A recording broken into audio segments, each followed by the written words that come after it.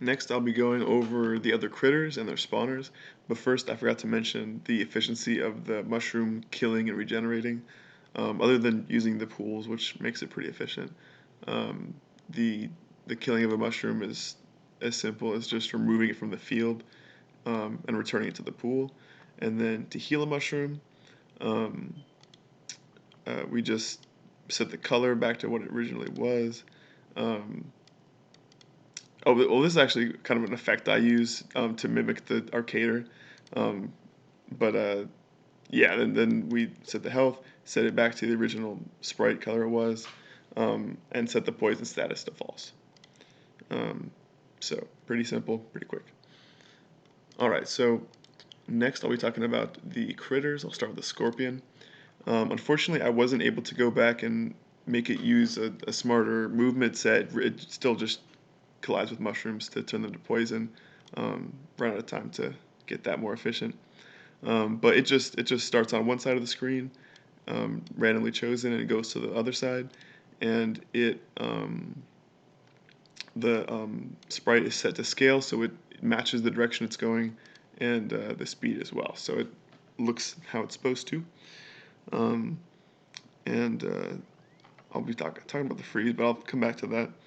And then yeah, when it just collides with the mushroom, it just turns it into poison. Pretty straightforward. Um, the spider um, works somewhat similarly. It starts on one side of the screen and then makes its way all the way over to the other, and it just chooses a random diagonal direction to go without reversing back the way that it already went, um, and just goes until it hits the other side of the screen. And along the way, any mushroom that it collides with, it kills. Um, so yeah, that's how the spider works.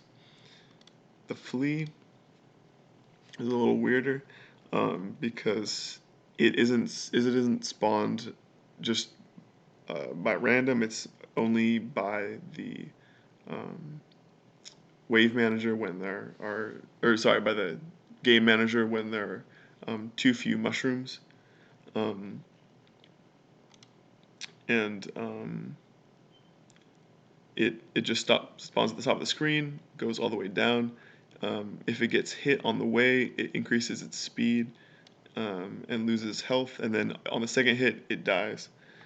Um, and along the way, it will check the tiles that it's passing through. So this is just moving directly down, not any tile-based movement whatsoever. Um, although it does spawn nicely within a tile.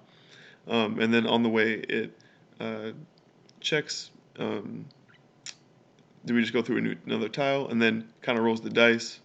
Perhaps we're gonna drop a mushroom there. Maybe it does. Places a mushroom. He does not have to worry about if there's a mushroom already there. The mushroom field takes care of that completely. Um, that's part of the place mushroom function. Um, so if there's already a mushroom at this location, we're just gonna not worry about it. Um, yeah, so that's how the flea works. Get back to how it spawned just now. Um, some of the spawners work differently than others. Like I said, so the scorpion spawner and the spider, they're just on a pure timer. So all these spawners are set by the wave manager.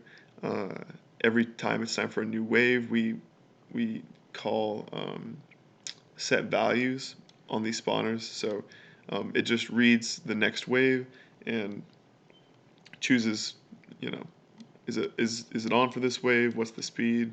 What's the interval?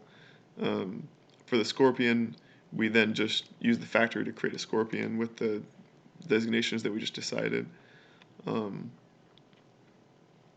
and this one's based on a timer, so it's just um, we have in the update timer goes down. We sometimes we reset the timer to um, different values.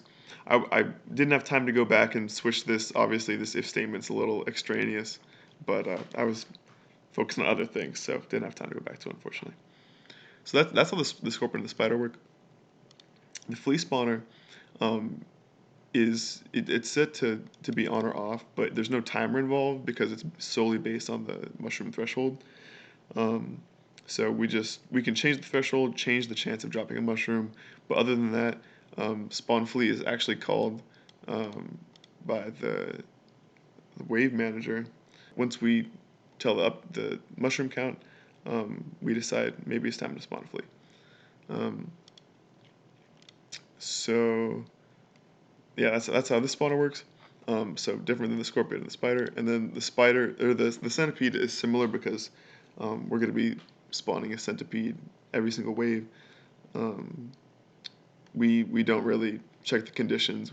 I just spawn one every time it's time for a new wave to start with the proper values. Um, yeah, so that's how the spawners work.